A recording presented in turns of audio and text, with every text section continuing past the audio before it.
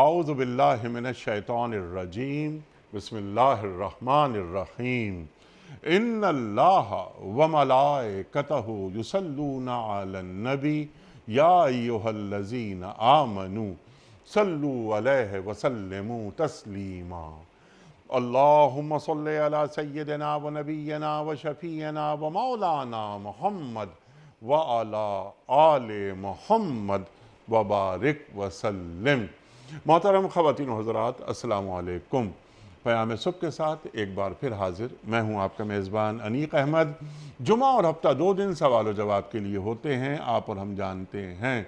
خواتین و حضرات، آپ کے سوالات آتے ہیں، ہم انہیں یکجا رکھتے ہیں۔ کچھ ویڈیو کوئسچنز ہم پورے پاکستان کے مختلف شہروں میں کھڑے ہو کر ریکارڈ کرتے ہیں، ان سوالات کو بھی اپنے عہد کے ایک جید مفتی صاحب کی خدمت میں پیش کرتے ہیں۔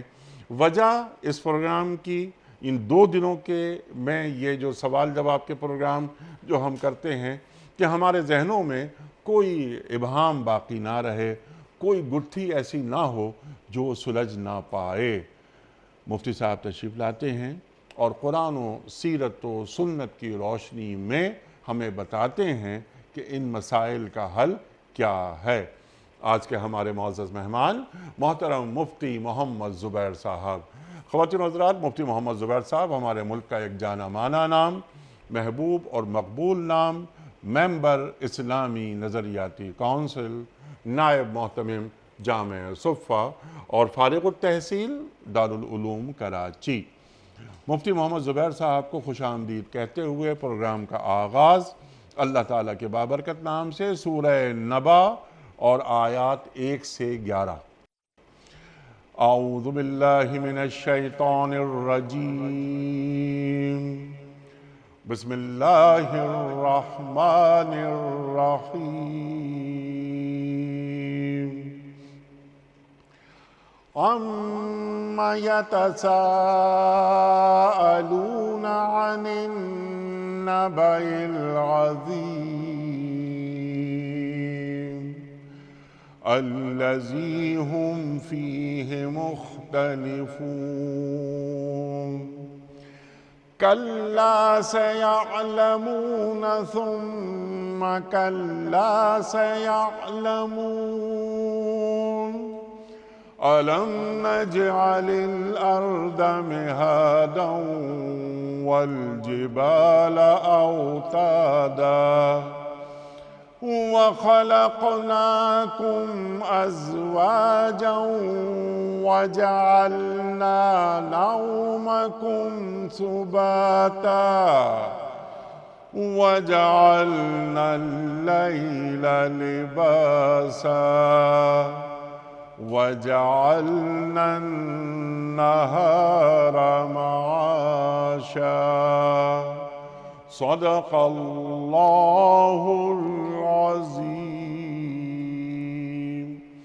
یہ لوگ کس چیز کے بارے میں پوچھ گچھ کر رہے ہیں؟ کیا اس بڑی خبر کے بارے میں جس کے متعلق یہ مختلف چیمے گوئیاں کرنے میں لگے ہوئے ہیں؟ ہرگز نہیں، ان قریب انہیں معلوم ہو جائے گا۔ ہاں، ہرگز نہیں، ان قریب انہیں معلوم ہو جائے گا۔ کیا یہ واقعہ نہیں کہ ہم نے زمین کو فرش بنایا اور پہاڑوں کو میخوں کی طرح گاڑ دیا اور تمہیں مردوں اور عورتوں کے جوڑوں کی شکل میں پیدا کیا اور تمہاری نیند کو باعث سکون بنایا اور رات کو پردہ پوش اور دن کو معاش کا وقت بنایا۔ صدق اللہ العظیم۔ محترم مفتی محمد زبیر صاحب کی خدمت میں آج کے پروگرام کے حوالے سے پہلا سوال گل محمد صاحب کا ہے، اسلام آباد سے۔ مفتی صاحب، میرا پراپرٹی کا کاروبار ہے، ہاؤسنگ سوسائٹیاں بنا کر فروخت کرتا ہوں۔ میں نے کئی 100 ایکڑ زمین خریدی ہے جس پر پلاٹنگ کر کے پلاٹ فروخت کرنے کا ارادہ ہے۔ مجھے زکوٰۃ کے حوالے سے 2 سوالات پوچھنے ہیں۔ پہلا سوال یہ ہے کہ میرے پاس کیش نہیں ہے تو میں زکوٰۃ کیسے دوں گا؟ یعنی پلاٹس اور زمینیں ہیں مگر کیش رقم موجود نہیں ہے۔ فرمائیے زکوٰۃ کے لیے کیا کروں؟ نیز اس سوسائٹی کی زمین میں ہم 6 پارٹنر ہیں، دوسرا سوال میں بعد میں رکھوں گا، ارشاد۔ بسم اللہ الرحمن الرحیم نحمدہ ونصلی علی رسولہ الکریم اما بعد۔ جناب گل محمد صاحب نے جو یہ سوال پوچھا ہے یہ کسی ایک شخص کا مسئلہ نہیں، بلکہ یہ عام طور پر پراپرٹیاں جو لوگ لیتے ہیں اور زمینیں جو لوگ لیتے ہیں عام طور پر ان کی طرف سے یہ سوال نامہ اور یہ استفتاء فتوے کے لیے دارالافتاؤں میں فتویٰ سینٹرز میں آیا کرتا ہے۔ ان کے سوال کا حاصل اور خلاصہ یہ ہے کہ زمین ان کے پاس موجود ہے لیکن کیش رقم نہیں ہے اور cash in bank cash in hand نہیں ہے، جس کی وجہ سے یہ زکوٰۃ ادا نہیں کر سکتے۔ تو اب کیا کیا جائے؟ اس سلسلے میں اس سوال کا تو پہلے مختصراً جواب یہ سمجھ لینا چاہیے کہ اگر کیش نہ بھی ہو تب بھی ایسٹس کی شکل کے اندر زکوٰۃ ادا کی جائے، اچھا، پلاٹ کی شکل میں زکوٰۃ ادا کی جائے، اچھا، اور پلاٹ زمین کا ٹکڑا قیمت لگا کر وہ باقاعدہ مستحق زکوٰۃ کو مالک کو قابض بنا کر تمام تر مالکانہ حقوق کے ساتھ اس مستحق زکوٰۃ کے حوالے کر دیا جائے۔ اگر آپ کے پاس پیسہ نہ ہو، یہ ایسٹ موجود، زمین موجود، پلاٹ مکان موجود، وہ پلاٹ آپ باقاعدہ زکوٰۃ کے اندر ادا کریں، شرعاً اس طریقے سے آپ کی زکوٰۃ ادا ہو جائے گی، اس میں کوئی حرج کوئی مضائقہ نہیں ہے۔ لیکن علیق صاحب میں آپ کی اجازت سے یہاں ایک اور نکتہ ضرور ذکر کرنا چاہتا ہوں۔ ابھی انہوں نے یہ پوچھا اور ہم نے یہ کہا کہ جناب پلاٹ اگر زکوٰۃ میں دو گے تو زکوٰۃ ادا ہو جائے گی۔ اصل نکتے کو سمجھنا چاہیے۔ نکتہ بنیادی طور پر شرعی اور فقہی اور فتوے کے اعتبار سے یہ ہے کہ اس طرح زکوٰۃ ادا نہیں ہو جائے گی، بلکہ زکوٰۃ کی ادائیگی کا اصل طریقہ ہی یہی ہے۔ زکوٰۃ کی ادائیگی کا اصل طریقہ ہی یہی ہے کہ جو مال آپ کے پاس موجود ہے باقاعدہ بعینہ ہی اسی مال کا ایک جز، اسی مال کا ایک ٹکڑا آپ زکوٰۃ کے اندر ادا کریں۔ یہ جو ریپلیسمنٹ ہوتا ہے نا کہ اس کی جگہ پر ہم پیسے دے دیتے ہیں، یہ تو اللہ رب العزت کی شفقت ہے اور اللہ رب العزت کی مہربانی ہے، اللہ کا کرم ہے کہ اللہ رب العزت اس ایسٹ کے جز کو نکالنے کے بجائے اس کی جگہ پر پیسے کو بھی بطور زکوٰۃ قبول فرما لیتے ہیں۔ مثال اس کی آپ کو پتہ ہے، آپ نے سیرت تجربہ کی جتنی کتابوں کا مطالعہ فرمایا، احادیث کا جب آپ مطالعہ کرتے ہیں، کتاب الزکوٰۃ کا جب آپ مطالعہ کرتے ہیں تو اس وقت آپ کو کیا نظر آتا ہے؟ عہد رسالت میں باقاعدہ عاملین زکوٰۃ ہوا کرتے تھے۔ اچھا، وہ جو عمال زکوٰۃ سفیر اور جو قاصدین زکوٰۃ ہوا کرتے تھے وہ کیا کرتے تھے؟ مختلف بستیوں میں، علاقوں میں، مختلف محلوں میں، مختلف قبیلوں میں جایا کرتے۔ اب جس آدمی کے بعد بکریاں ہوتی تھیں تو بکریوں کی زکوٰۃ کس طرح ادا ہوتی تھی؟ چند بکریاں اس میں سے زکوٰۃ کے طور پر دی جاتی تھی۔ بھیڑوں کی زکوٰۃ بھیڑیں ہی نکال کر کے دی جاتی تھی۔ گائے، بھینس، بیل، اونٹ، اونٹنیاں، ان کی زکوٰۃ کیسے؟ زکوٰۃ الصوائم کے نام سے حدیث کے اندر باقاعدہ ابواب آتے ہیں، اس میں اونٹنیوں کی زکوٰۃ کا پورا نصاب اور سلیبس آتا ہے۔ 40 اونٹنیاں ہوں گی آپ کو اتنی اونٹنیاں دینی ہوں گی، 50 ہو جائیں گی آپ کو اتنی دینی ہوں گی، اور وہ 2 سال والی ہوگی، 1 سال والی ہوگی۔ بکریاں ہیں آپ کو اتنی بکریاں دینی ہیں، بھیڑیں ہیں اتنی بھیڑیں دینی ہیں۔ اس سے کیا بات پتہ چلی؟ اس سے پتہ یہ چلا کہ علیق صاحب جو مال آپ کے پاس ہوتا ہے اصل میں زکوٰۃ اس طرح سے شرعاً واجب اور فرض اور لاگو ہوتی ہے کہ اسی مال کا ایک جز، اسی مال کا ایک ٹکڑا آپ بطور زکوٰۃ دیں۔ اچھا، کتابوں کی دکان ہے، وہ زکوٰۃ کیسے ادا کرے گا؟ کچھ کتابیں زکوٰۃ میں دے۔ کپڑے والا ہے، فیکٹری والا کپڑا بیچتا ہے، دکان ہے، کپڑا زکوٰۃ میں دے۔ برتن والا ہے، برتن زکوٰۃ میں دے۔ جس چیز کا آئٹم، پرچون ہے، راشن دے زکوٰۃ کے اندر۔ اچھا، جو موجود مال ہے، وجہ کیا ہے؟ وجہ یہ انیق صاحب زکوٰۃ تو اس مال پر واجب ہے نا، آپ نے اس مال میں سے کچھ ٹکڑا دینا ہے۔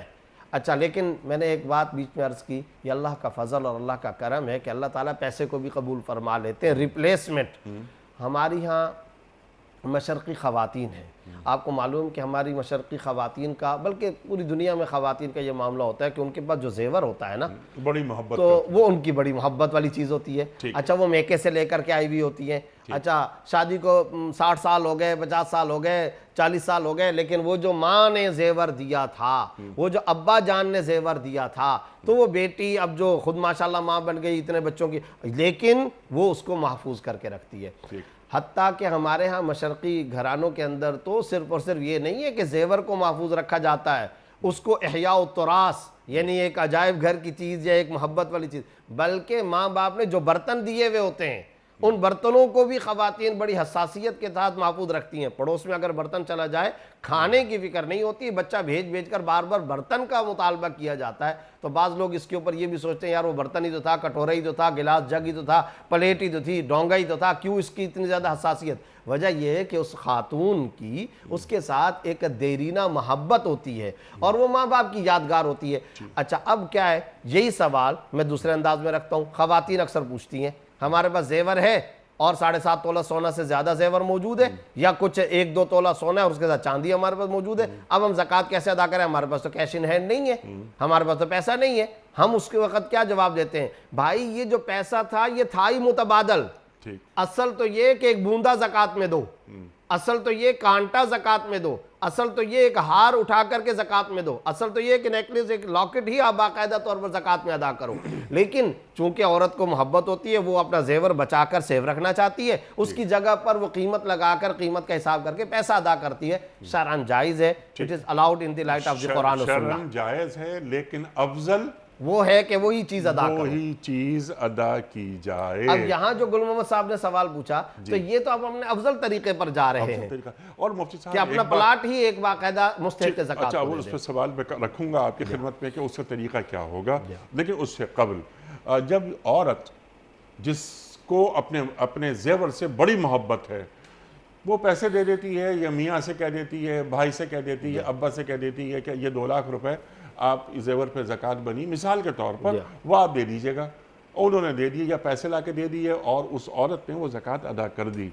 لیکن جب وہ ایک کڑا، ایک بندہ، ایک ہار اللہ کی راہ میں نکالے گی تو اسے معلوم ہوگا کہ ہاں اے اللہ مجھے بے پناہ محبت ہے اس ہار سے، اس کڑے سے، لیکن تیری محبت اس محبت پر غالب ہے. اور اللہ تیرے حکم کی تعمیل کرتے ہوئے میں اپنی محبوب چیز ادا کر رہی ہوں. لن تنالوا البر حتى تنفقوا مما تحبون. اللہ اکبر. آپ نیکی کے اعلیٰ درجے تک اس وقت تک نہیں پہنچ سکتے جب تک کہ اللہ کے راستے میں وہ چیز خرچ نہ کرو جس سے تم محبت کرتے ہو.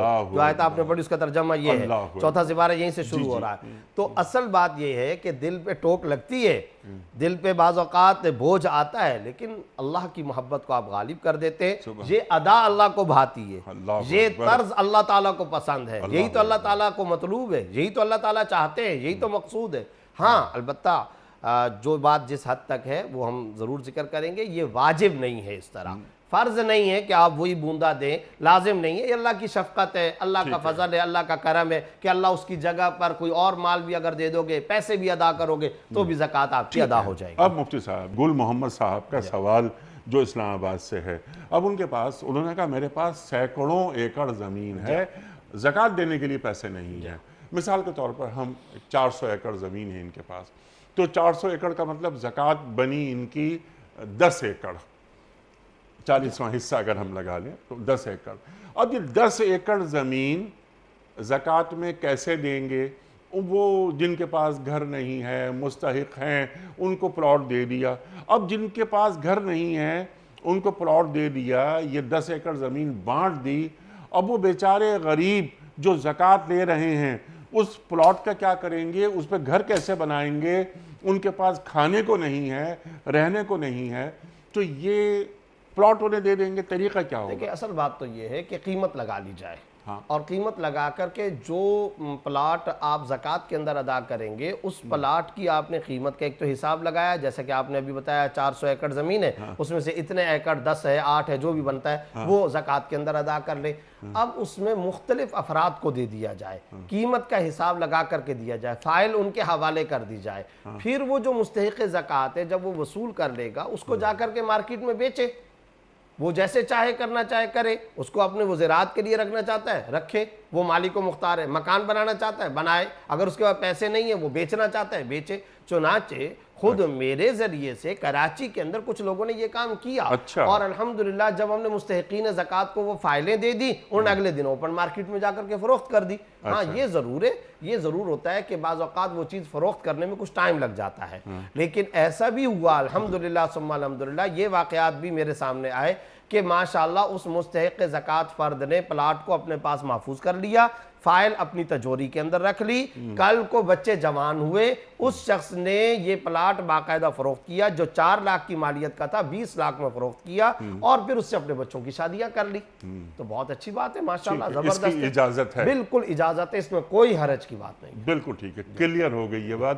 بے انتہا اہم سوال جو پہلی مرتبہ ہمارے پروگرام میں آیا، ان کا گل محمد صاحب کا ایک اور سوال ہے، وہ یہ کہ اس زمین کو خریدے ہوئے ابھی سال پورا نہیں ہوا، اکتوبر میں سال پورا ہوگا، تو کیا زکوٰۃ اکتوبر میں ادا کرنی ہوگی یا جب رمضان میں عموماً میں زکوٰۃ ادا کرتا ہوں اس وقت ادا کرنی ہوگی؟ اس کا جواب یہ ہے کہ جب آپ زکوٰۃ رمضان کے اندر ادا کرتے ہیں اس وقت اس زمین کی زکوٰۃ بھی ادا کرنی ہوگی، چاہے اس زمین پر ابھی سال نہ گزرا ہو۔ وجہ اس کی یہ ہے کہ یہ بھی ایک عام طور پر لوگوں کو مسئلے کے اندر غلط فہمی رہتی ہے، لوگوں کے دماغوں کے اندر یہ بات کوٹ کوٹ کر کے بھری ہوئی ہے، خدا جانے کہاں سے آئی، لیکن چونکہ مسئلہ نہیں سمجھتے اور شرعی طور پر مسئلہ نہ سمجھنے کی وجہ سے یہ گڑبڑ ہو جاتی ہے۔ وہ یہ کہ لوگوں کے دماغوں میں یہ بات ہے کہ ہر مال پر سال گزرنا شرط ہے، جب تک سال نہیں گزرے گا زکوٰۃ ادا نہیں کریں گے، زکوٰۃ واجب نہیں ہوگی۔ ایسا نہیں ہے، صرف اور صرف انیق صاحب نصاب کے بقدر مال پر سال گزرنا شرط ہے۔ سلیبس پہ نصاب پر جو معیار اور جو کرائٹیریا بنتا ہے، مثال کے طور پر آج کل نصاب زکوٰۃ ہے کوئی تقریباً 89,000 روپیہ، 89,000، 90,000 سمجھ لیں۔ 90,000 روپیہ پچھلے رمضان میں آپ کے پاس تھا یا نہیں؟ ٹھیک، کیش کی شکل میں یا سونا چاندی کی شکل میں؟ اب وہ جو 90,000 ہے یہ پورا 90,000، اس 90,000 کے بقدر مالیت آپ کے پاس پورے سال رہنی چاہیے۔ پچھلے سال 90,000 تھا، اس سال بھی رمضان میں آپ کے پاس 90,000 ہے یا نہیں ہے؟ اس نصاب پر سال گزرنا شرط ہے، مال کے ہر جز پر سال گزرنا شرط نہیں ہے۔ چنانچہ آپ یکم رمضان کو زکوٰۃ دیتے ہیں، 29 شعبان کو اگر آپ کے پاس 10 لاکھ روپے آ گیا، ایک دن گزرا ہے، اس کی بھی زکوٰۃ دینی ہوگی۔ سبحان اللہ، اس کی بھی زکوٰۃ دینی، حالانکہ انیق صاحب اس کے اوپر تو ایک دن گزرا ہے، ٹھیک ہے کہ نہیں؟ تنخواہ ہے، فرض کرو کہ یکم رمضان کو آپ زکوٰۃ عام طور پہ دیا کرتے ہیں، 29 شعبان کو 28 شعبان کو آپ کے پاس تنخواہ آ گئی ہے، اب یہ جو تنخواہ ہے شامل ہوگی، یہ شامل ہوگی، اس کو انکلوڈ کیا جائے گا اور اس کو شامل کیا جائے گا۔ اچھا، یہ غلط فہمی کہاں سے پیدا ہوئی؟ غلط فہمی یہاں سے پیدا ہوئی کہ لوگ یہ سمجھتے ہیں چونکہ میرے پاس یہ جو پیسہ ہے، یہ زمین ہے، یہ پلاٹ ہے، یہ مال تجارت ہے، چونکہ اس کے اوپر سال تو گزرا نہیں، جیسا کہ گل محمد صاحب نے پوچھا، کیا کہا؟ اکتوبر کے اندر میں نے یہ زمین خریدی تھی، تو اب ان کے دماغ میں یہ بات چل رہی ہے جناب جب اکتوبر آئے گا تو جا کر کے۔ ایسا نہیں ہے بھائی، ان سے پوچھا جائے کیا آپ اپنے گھر کے اندر موجود سونے چاندی کی زکوٰۃ رمضان میں دیتے ہو کہ نہیں دیتے ہو؟ جب دیتے ہو تو اب چاہے زمین پر سال نہیں گزرا، جب آپ دیگر اموال تجارت یا اموال زکوٰۃ کی زکوٰۃ ادا کر رہے ہو اس کے ساتھ اس کو بھی شامل کر کے زکوٰۃ ادا کر۔ اگر کوئی شخص پہلی مرتبہ صاحب نصاب بن رہا ہو جی تو اس جزاک اللہ، دیٹ از اے پوائنٹ، اگر پہلی مرتبہ صاحب نصاب بن رہا ہو اب وہ اس وقت تک زکوٰۃ نہیں ادا کرے گا جب تک کہ سال نہ گزر جائے، وہ بات درست ہے۔ لیکن اگر پہلے سے وہ زکوٰۃ عموماً دیتا ہوا آ رہا ہے، جیسا کہ انہوں نے سوال میں کہا کہ میں دیتا ہوا آ رہا ہوں، ٹھیک ہے، اور ان کے پارٹنر بھی دیتے ہوئے آ رہے ہیں اگر، تو پھر ایسی صورتحال کے اندر جب یہ رمضان آئے گا، اس رمضان کے اندر یا گزر چکا تو اب آپ اس رمضان کے اندر زکوٰۃ دیں گے اور اس زمین کی بھی زکوٰۃ دیں گے۔ کلیئر۔ ہارون صاحب ہیں فیصل آباد سے، میں نے فروٹ اور پھلوں کی ایکسپورٹ امپورٹ کا کاروبار شروع کیا ہے۔ بعض اوقات ہم پھلوں کو ان کے باغ میں لگے ہوئے ہونے کی حالت میں خرید لیتے ہیں جبکہ وہ پھل ابھی کچے پکے ہوتے ہیں اور خوب مکمل پکنے میں مہینے 2 مہینے کا ٹائم ہوتا ہے۔ کیا ان پھلوں کے باغ کو خریدنا جائز ہے جبکہ پھل ابھی پوری طرح نہ پکے ہوں؟ مجھے کسی دوست نے کہا ہے کہ حدیث میں اس کو منع کیا گیا ہے، اور حدیث میں کہا گیا ہے کہ اگر یہ پھل کسی آفت کی وجہ سے ہلاک ہو گئے تو تم کیا کرو گے؟ یہ بڑا اہم سوال ہے، اور خاص طور پر یہ جو ہمارے بیوپاری حضرات ہوتے ہیں اور منڈیوں کے اندر جو سبزیاں خریدتے اور بیچتے ہیں، اسی طریقے سے جو فروٹ اور پھلوں کو خریدتے اور آگے بیچتے ہیں، ان کا عام طور پر یہ سوال ہوتا ہے۔ اور حاصل اس کا یہ ہے کہ ہمارے بلوچستان کے ایریاز کے اندر یا پنجاب کے کئی سارے دیہاتی ایریاز میں یا انٹیریئر یا اندرون سندھ کے ایریاز کے اندر تو مینگو پھل وغیرہ بہت سارے تو وہ خریدتے ہیں بیوپاری حضرات، اور وہ خرید کر کے آگے منڈی میں جا کر کے فروخت کرتے ہیں مختلف نیچے والے افراد کو یا ڈسٹریبیوٹرز وغیرہ کو۔ اب ہوتا یہ کہ چونکہ بڑی مقدار میں، جیسے انہوں نے کہا ایکسپورٹ امپورٹ کا، بڑی مقدار میں انہوں نے لینا ہوتا ہے تو یہ باغ ہی کو خرید لیتے ہیں۔ اب اس باغ کی خرید و فروخت کی شرعی حیثیت کیا ہے؟ پھلوں کے پکنے سے پہلے پھلوں کی خرید و فروخت کی شرعی حیثیت کیا ہے؟ اس سلسلے میں بعض لوگ تو ایک کام یہ کرتے ہیں کہ جناب آپ کا باغ ہے، میں کئی سال پہلے سے ہی آپ کے باغ کو خرید لیتا ہوں، اگلے 5 سال کے لیے پیسہ طے ہو گیا، 50 لاکھ روپے میں آپ کو دوں گا، اور 50 لاکھ روپے میں میں نے آپ کے باغ کو خرید لیا۔ یہ شرعاً حرام ہے، یہ شرعاً ناجائز ہے۔ حدیث میں خود آتا ہے، آپ صلی اللہ علیہ وسلم نے فرمایا، حدیث کے اندر الفاظ یہ، نہا رسول اللہ صلی اللہ علیہ وسلم عن بیع السنین، آپ صلی اللہ علیہ وسلم نے کئی سالوں کی خرید و فروخت کرنے سے، پھلوں کے باغ کی کئی سالوں کی پہلے سے ہی خرید و فروخت کر لینے سے ممانعت فرمائی ہے، اس کو ناجائز قرار دیا ہے۔ وجہ اس کی یہ ہے کہ دیکھیں سیل اینڈ پرچیز کے اندر بنیادی قانون یہ ہے کہ کسی میں جہالت نہ پائی جائے، چیز مجھول نہ ہو، پتہ نہ ہو کہ بھئی یہ کہ ہوگا بھی کہ نہیں ہوگا، یہ مبی یعنی یہ جو پروڈکٹ ہے یہ ہوگی بھی کہ نہیں ہوگی۔ فرض کریں اگر میں نے 5 سال خرید لیا، اگلے سال کوئی ایک ہی پھل نہیں ہوا، درخت کٹ گئے، ختم ہو گئے، ٹوٹ گئے، کوئی وبا آ گئی، آفت آ گئی، پھر کیا ہوگا؟ تو یہ صورت تو بالکل ناجائز ہے، اور تمام کے تمام فقہا کے نزدیک حرام اور ناجائز ہے، اور حدیث میں واضح طور پر اس کی ممانعت ہے، لہذا اس کی تو کوئی گنجائش نہیں۔ البتہ جو ہارون صاحب نے سوال پوچھا ہے کہ جناب باغ کے اندر پھل لگے ہوئے ہیں مگر کچے پکے ہیں، پھلوں کا وجود ہے، تو کیا اب ان پھلوں کو خرید سکتے ہیں یا نہیں، اور مکمل اور خوب پک جانے میں ابھی مہینہ 2 مہینہ باقی ہے؟ اس کا جواب یہ ہے کہ اس کی خرید و فروخت جائز ہے، اس کو بھی سکتے ہیں، جزاک اللہ، وہ سامنے موجود ہے۔ ہاں یہ جو انہوں نے حدیث کا حوالہ دیا کہ ان کو کسی دوست نے کہا کہ جناب آپ اگر یہ پھلوں کو خریدتے فروخت کرتے ہیں تو کوئی آفت آ جائے، ہلاک ہو جائیں گے تو حدیث میں ممانعت آئی ہے، تو وہ سمجھنا چاہیے۔ حدیث ترمذی کے اندر موجود ہے، حدیث کے الفاظ کم و بیش یہ ہے، آپ صلی اللہ علیہ وسلم نے فرمایا، اِن منع اللہ الثمرہ فَبِمَ تَسْتَحِلُّ مَالَ أَخِيكَ، اگر اللہ رب العزت پھلوں کو روک لے گا تو اپنے مسلمان بھائی کے مال کو اپنے لیے کیسے حلال کرے گا؟ یہ حدیث کے الفاظ ہیں۔ اس حدیث کا جو مفہوم ہے وہ مفہوم پورا بیک گراؤنڈ سامنے رکھتے ہوئے وہ یہ ہے کہ ایک آدمی پھل کو ایسی حالت میں بیچتا یا خریدتا ہے کہ ابھی پھلوں کی بالکل ابتدائی خوشے والی حالت ہے، ابھی پھل کا وجود نہیں آیا، مکمل ابتدا ہے، اور وہ پھل نہ جانوروں کے کھانے کے قابل ہے، نہ انسانوں کے کھانے کے قابل ہے، نہ وہ پھل اپنی شکل میں آیا۔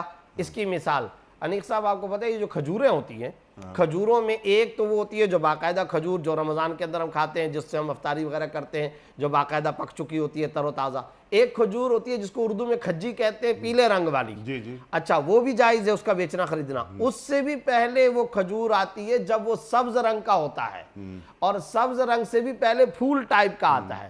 اب اگر کوئی شخص وہ پھولوں کے ٹائم پر خرید و فروخت کرے گا وہ جائز نہیں ہے، صحیح ہے کہ نہیں؟ اسی طرح آپ لے لیں دوسری مثال مینگوز کی، آم ہے، آموں کی گٹھلی یا آم جس وقت اچار میں ڈالے جانے والا جو سبز رنگ کا آم ہوتا ہے اس کی خرید و فروخت جائز ہے، اور اس کے بعد جب پک جاتا ہے وہ تو بالکل ہی جائز ہے، اور ابھی مہینہ 2 مہینہ باقی ہو تو بھی جائز ہے۔ لیکن اگر آموں کی وہ والی کنڈیشن ہو کہ اچار میں ڈالنے کے بھی قابل نہیں، جس کو املی وغیرہ کہتے ہیں، کیری، جزاک اللہ، وہ بھی ابھی تک نہیں بنا ہے، ٹھیک ہے کہ نہیں؟ اور ابھی بالکل اس کے کوئی پھول وغیرہ ظاہر ہوئے، بالکل ابتدائی حالت، کوئی اس کی کیری بھی نہیں ہے، املی بھی نہیں ہے، اچار میں ڈالنے کی، جانوروں کے قابل، انسانوں کے قابل نہیں. ہاں اس ٹائم پر اس حدیث کی ممانعت آئے گی. اچھا اس کو منع کیا گیا ہے. اور اس میں آفت کا تذکرہ کیسے؟ کیونکہ آپ کو پتہ ہے انیق صاحب، یہ جو فارمرز لوگ ہوتے ہیں، باغ والے کسان ٹائپ کے جو لوگ ہوتے ہیں، ان لوگوں کو اس بات کا پتہ ہے کہ وہ ایسا مرحلہ ہوتا ہے ذرا سی بھی آفت آ جاتی، اولے پڑ گئے، بارش آ گئی،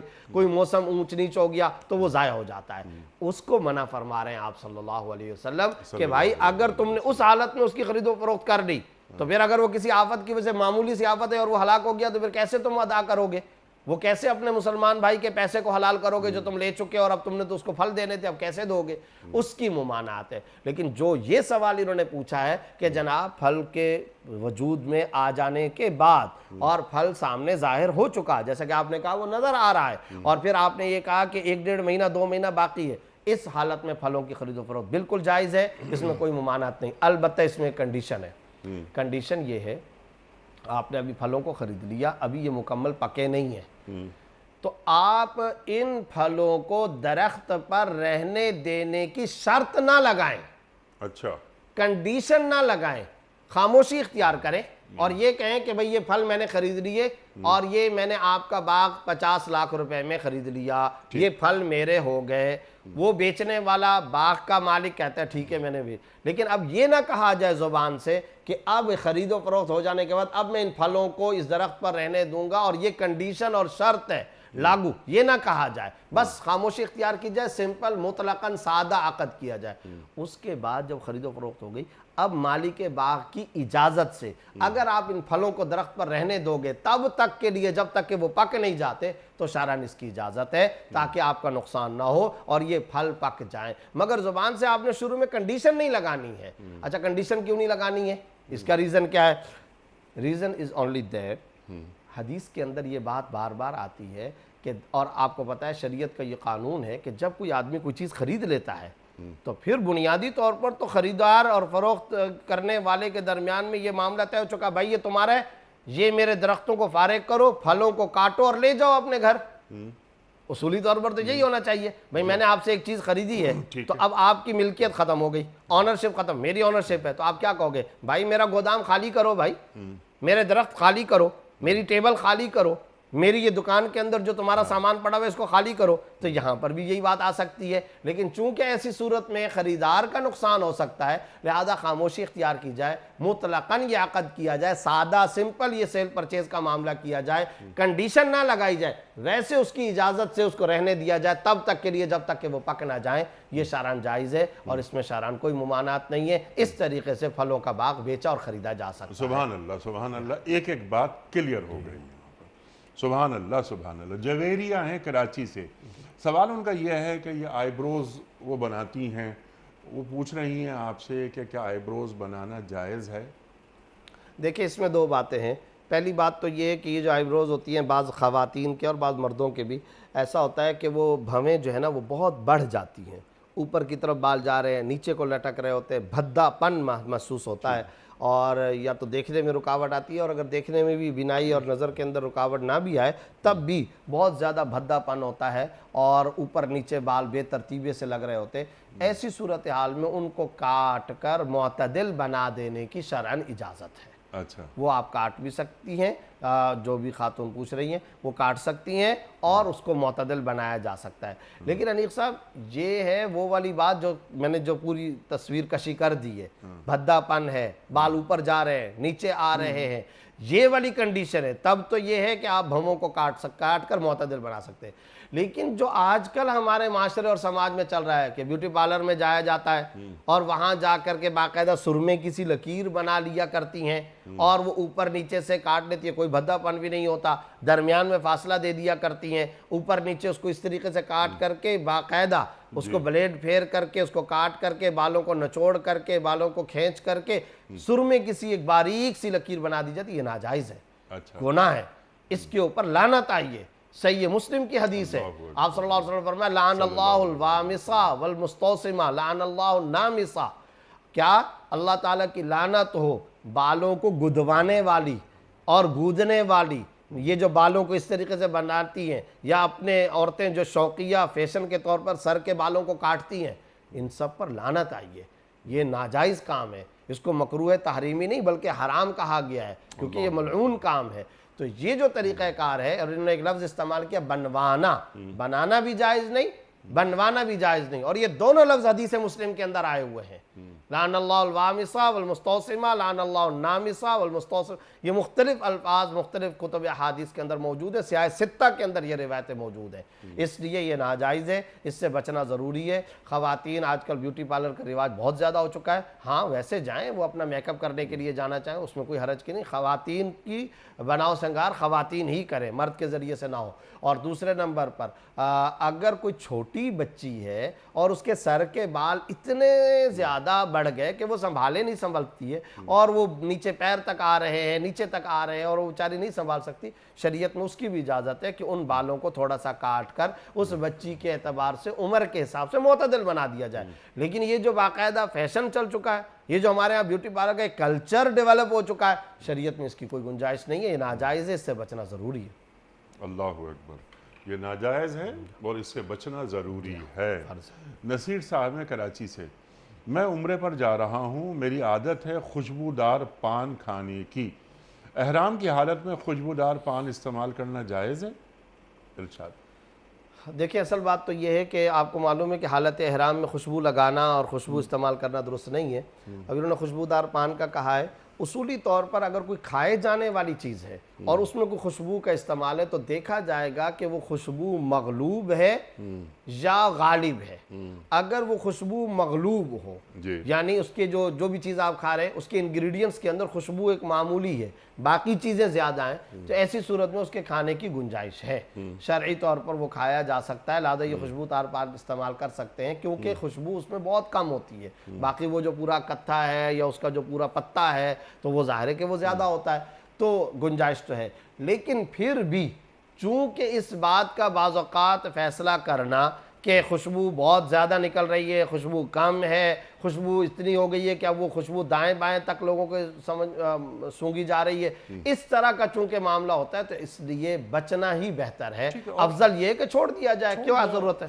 حالت احرام میں ہے، کم از کم اس وقت تک تو یہ میٹھا پان یا خوشبو والا پان نہ کھائیں۔ جی بالکل ایسے، یعنی ایسی کیا مجبوری آ پڑی ہے کہ یہ منصور صاحب کا سوال آپ سے یہ ہے کہ میں نے ایک غیر مسلم ماسی کو جو گھروں میں کام کرتی ہیں ان کو زکوٰۃ دے دی ہے، اب مجھے مسئلے کا علم ہوا کہ غیر مسلموں کو زکوٰۃ نہیں دی جا سکتی، تو اب میں کیا کروں؟ کیا میری زکوٰۃ ادا ہو گئی؟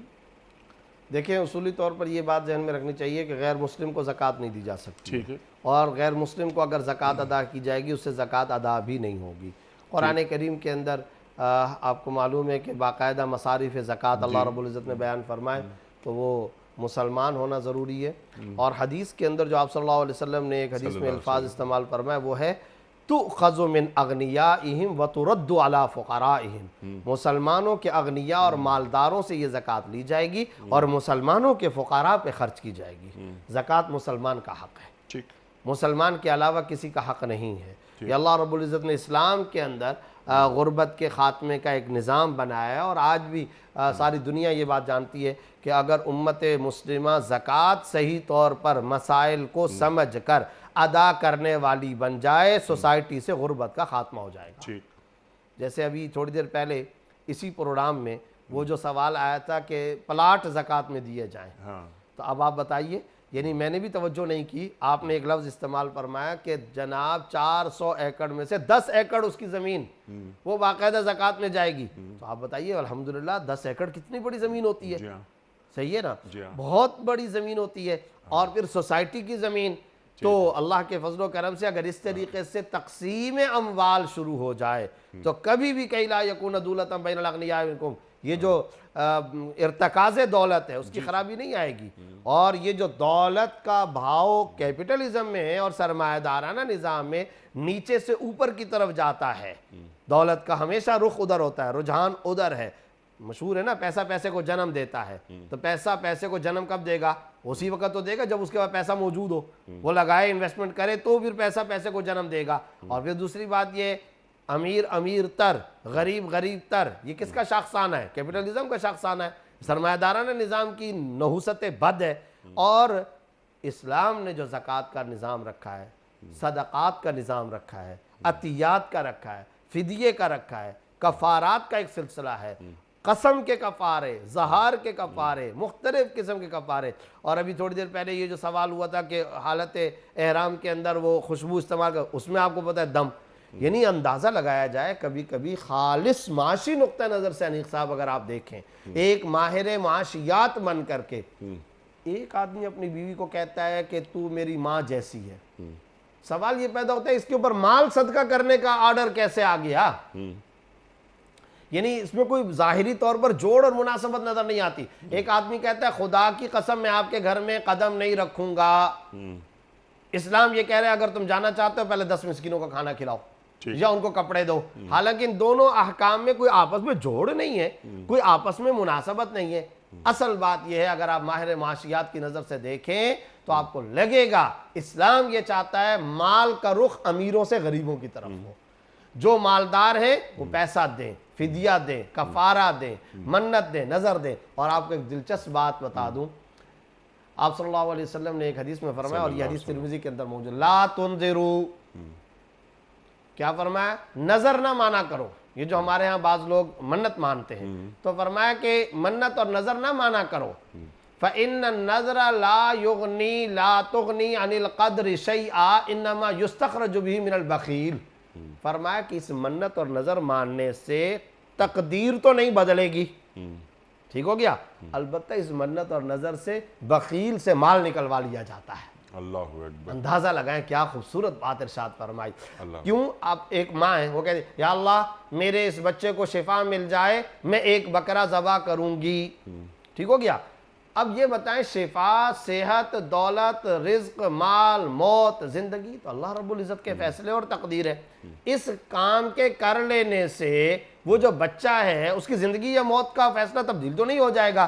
البتہ آپ صلی اللہ علیہ وسلم نے فرمایا انما یستخرج بہ من البخیل، بہت سارے لوگ پھنستے ہی اس لیے ہیں کہ وہ تاکہ اپنی ویسے مال نکالتے نہیں تھے، چمڑی جائے دمڑی نہ جائے، مال نکالتے نہیں تھے، بخل کی انتہا پر تھے، بخیل ترین لوگ تھے۔ اب کیا ہے، پھنس جاتے ہیں بیماری میں، کسی تکلیف میں، کسی حادثے میں، تو منت مان لیتے ہیں، نظر مان لیتے ہیں۔ اس کے نتیجے میں کیا ہوتا ہے؟ اس کے نتیجے میں یہ کہ مال نکلتا ہے، غریبوں کا بھلا ہو جاتا ہے، غریبوں کو کھانا پینا مل جاتا ہے۔ تو یہ سب کے سب پورے اگر سسٹم کو اس خالص معاشی نقطہ نظر سے، اس اکانومی کے پوائنٹ آف ویو سے اگر آپ دیکھیں تو آپ کو پتہ چلے گا اسلام کی چاہت یہ ہے مالوں کا رخ، اموال کا رخ نیچے سے اوپر کی طرف نہیں، اوپر سے نیچے کی طرف ہو، معاشرے میں غربت کا خاتمہ ہو، پسماندگی کا خاتمہ ہو، تمام کے تمام لوگوں کو ان کے حقوق ملے۔ آج بھی دعوے سے یہ کہا جا سکتا ہے کہ کیپ ٹاؤن کے اندر ایک مرتبہ اقوام متحدہ کے اجلاس تھا، اس میں غیر مسلم سیکرٹری جنرل نے یہ کہا کہ میں نے زکوٰۃ کا اسلامک سسٹم پڑھا اور میں دعوے سے کہتا ہوں اگر ملک میں اس کو نہ، انہوں نے کہا ایک ایک چیز کا میں نے مطالعہ کیا، 2.5% کیوں ہے اور کس کس مال پر ہے، سونے پہ، چاندی پہ۔ انہوں نے کہا اگر اس کے اوپر من و عن عمل کر دیا جائے، سماج اور سوسائٹی سے غربت کا خاتمہ ہو جائے، ہمیں اس کے اوپر ضرور آنا چاہیے۔ سبحان اللہ، سبحان اللہ۔ اور مال سے محبت ختم ہو جائے، دنیا مال کے لیے ترسے بھی نہیں اور اہل ثروت مال کی طرف لپکیں بھی نہیں۔ تو دل سے مال کی محبت کو زکوٰۃ، غریب ترسے نہیں، امیر لپکے نہیں۔ بہت اچھا جملہ۔ اللہ اکبر۔ مفتی صاحب بہت ساری باتیں، لیکن ایک بات رہ گئی بیچ میں، ہاں اس سے پہلے کہ ویڈیو کوئسچنز آپ کو دکھائیں، سوال یہ تھا ان کا کہ انہوں نے جو غیر مسلم کو زکوٰۃ دے دی ہے اب کیا کریں گے؟ جزاک اللہ۔ یہ زکوٰۃ ادا نہیں ہوئی اور ان کو یہی کہا جائے گا اپنی زکوٰۃ دوبارہ ادا کریں۔ جب تک یہ دوبارہ زکوٰۃ ادا نہیں کریں گے یہ زکوٰۃ ادا نہیں ہوگی، اور مسئلے کا علم نہ ہونا دارالاسلام میں شرعاً عذر نہیں ہے۔ اچھا، تو انہیں پھر زکوٰۃ دینی دوبارہ ادا کرنی ہوگی، جتنی زکوٰۃ انہوں نے اس ماسی کو دی ہے جو کہ غیر مسلم ہے، جزاک اللہ، کیونکہ غیر مسلم کو زکوٰۃ نہیں دی جا سکتی۔ بالکل۔ ویڈیو کوئسچنز آپ کی خدمت میں۔ پہلا سوال مفتی صاحب کی خدمت میں۔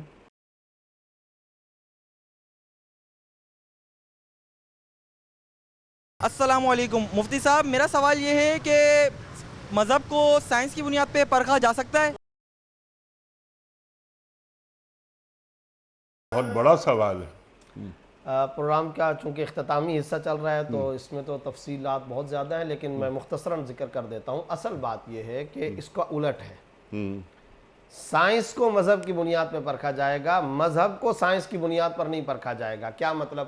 اصل بات یہ ہے کہ مذہب کا وہ حصہ جو مجتہد فی ہے، اس کے اندر تو یہ باہر کے خارجی حالات، ٹیکنالوجی اور سائنسی تحقیقات کا عمل دخل ہوتا ہے، اس کی وجہ سے، حالات کی وجہ سے، ماحول، انوائرمنٹ، جدید ترقیات سائنس ٹیکنالوجی کی وجہ سے تبدیلی آتی رہتی ہے۔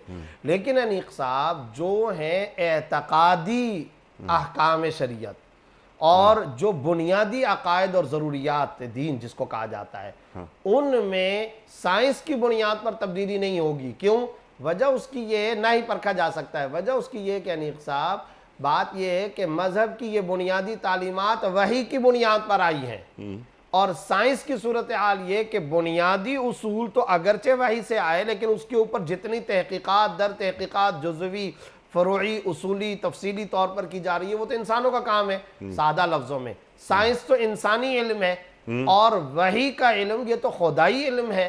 لہٰذا وحی کی بنیاد پر آپ سائنس اور ٹیکنالوجی کے اندر تو تبدیلی کر سکتے ہیں، سائنس اور ٹیکنالوجی کی بنیاد پر وحی کے بنیادی احکام کو پرکھا نہیں جا سکتا۔ اور دیکھیں سائنس کیا ہے؟ بنیادی طور پر عقل سے کام لینا نا۔ اب دیکھیں میں آپ کو ایک چھوٹی سی اس کی ایک مثال دیتا ہوں۔ مثال یہ ہے کہ، اور ایک مستشرق نے اپنی کتاب کے اندر لکھا ہے، آپ کو معلوم ہے بحیثیت مسلمان وحی کے ذریعے سے قرآن کریم کے اندر 5ویں سپارے میں اور اس سے بھی پہلے حرمت علیکم امہاتکم پوری کی پوری آیات بیان کر کے اللہ رب العزت نے یہ فرما دیا کہ یہ رشتے مستقل طور پر تم پہ حرام ہے، ماں سے نکاح نہیں ہو سکتا، پھوپھی سے نہیں ہو سکتا، بہن سے نہیں ہو سکتا، بیٹی سے نہیں ہو سکتا وغیرہ۔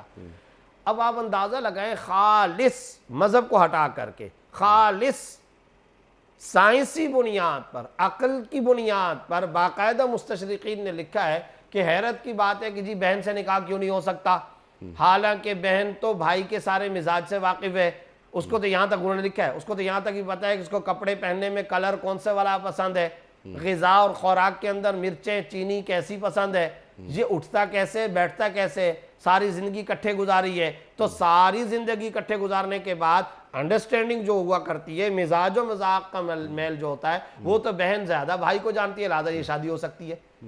خالص عقلی بنیاد پر، خالص اپنے عقل کے دھوڑے گوڑا کر فکری بنیاد پر، جس کو کہیں عقل اور سائنس ایک چیز، اس کی بنیاد پر وہ یہ کہہ رہا ہے۔ لیکن کیا وحی اس کو قبول کرے گی؟ اس تھیوری کو وحی کبھی قبول کر سکتی ہے؟ کبھی بھی نہیں کر سکتی۔ قرآن کریم وحی ہے، وحی کے اندر یہ بات آ چکی ہے، اور یہ کسی مفتی مولوی صاحب کا قول اور فتویٰ ہے ہی نہیں ہے، یہ تو قرآن کا حکم ہے، یہ تو مجتہد فی معاملہ ہی نہیں ہے، یہ تو وہ نہیں ہے جس میں ہم ذاتی طور پہ کٹھے مفتیان کرام بیٹھ کے اجتہاد کریں گے، یا یہ کوئی فقہ کی کتاب کا مسئلہ ہے ہی نہیں ہے، یہ تو قرآن کا مسئلہ ہے۔ اسی طریقے سے وجود باری تعالیٰ ہے، فرض کرو آپ سائنس اور ٹیکنالوجی کی تھیوریاں استعمال کرتے ہیں اور کرتے کرتے آپ وہاں پر فیل ہو جاتے ہیں، تو کیا وجود باری تعالیٰ جو مذہبی مسئلہ ہے اس کو سائنس کی بنیاد پر پرکھا جائے گا؟ اس کی پڑتال جانچ کی جائے گی کیا سائنس کی بنیاد پر؟ ہرگز نہیں۔ تو ان کے سوال کا خلاصہ یہ ہے کہ ہمیشہ یہ یاد رکھنا چاہیے جو بنیادی عقائد، بنیادی وحی کے احکام شریعت ہیں، ان پر نہ تو کمپرومائز ہو سکتا ہے، نہ ہی سائنس کو اس طرح کی اتھارٹی بنایا جا سکتا ہے کہ سائنس کی بنیاد پر اس کی جانچ پڑتال کی جائے۔ سر سید احمد خان صاحب نے ایک میں واقعہ یاد آ گیا چھوٹا سا، مولانا قاسم نانوتوی رحمۃ اللہ علیہ کو خط لکھا، اور خط کے اندر یہ کہا کہ حضرت مولانا عقل کی کوئی بات نہیں، شریعت کی کوئی بات عقل کے خلاف نہیں ہونی چاہیے، یعنی جتنے بھی آپ شریعت کے احکام بیان کرتے ہیں یہ عقل میں آنا چاہیے، جب تک ہمارے عقل میں یہ مذہب کے احکام نہیں آئیں گے ہم کیسے مان لیں گے؟ تو شریعت کی کوئی بات مولانا یہ کبھی بھی سائنس اور عقل کے خلاف نہیں ہونی چاہیے۔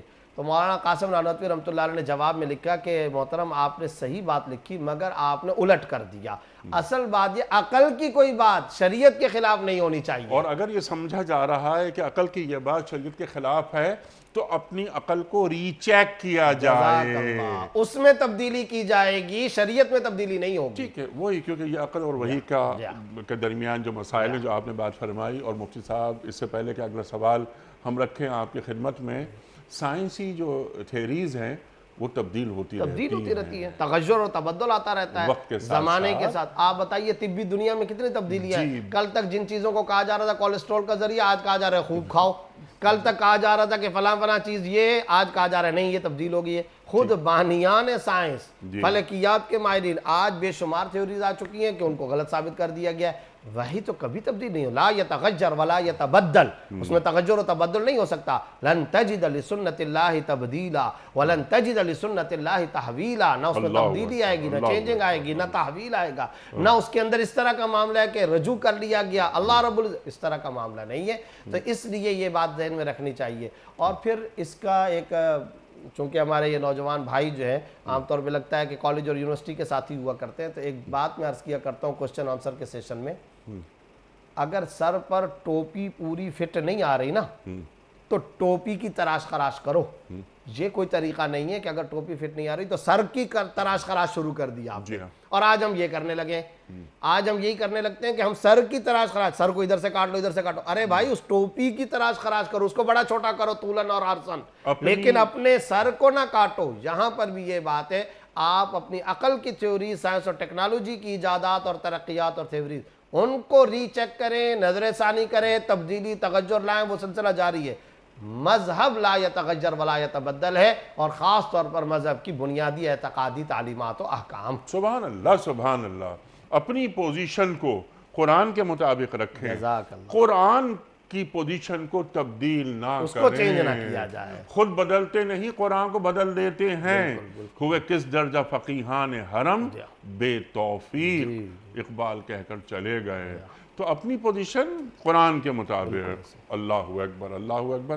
اس پہ مزید گفتگو ہو سکتی ہے، لیکن وہ پھر بہت دقیق مسائل پیدا ہو جائیں گے۔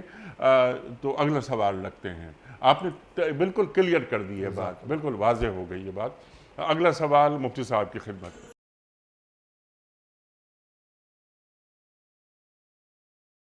السلام علیکم مفتی صاحب، میرا آپ سے سوال یہ ہے کہ مسجد کو صرف نماز پڑھنے کے لیے ہی استعمال کیا جا سکتا ہے؟ کیا ہمارے معاشرے میں مسجد کو دیگر مقاصد کے لیے استعمال نہیں کر سکتے ہیں؟ جیسے کہ نماز پڑھنے کے بعد فوراً مسجد کو تالا لگ جاتا ہے۔ کیا ہمارے علماء ہمارے لوگوں کو اس چیز کے حوالے سے آگاہ نہیں کرتے کہ مسجد کو دیگر مقاصد کے لیے استعمال کیا جانا چاہیے؟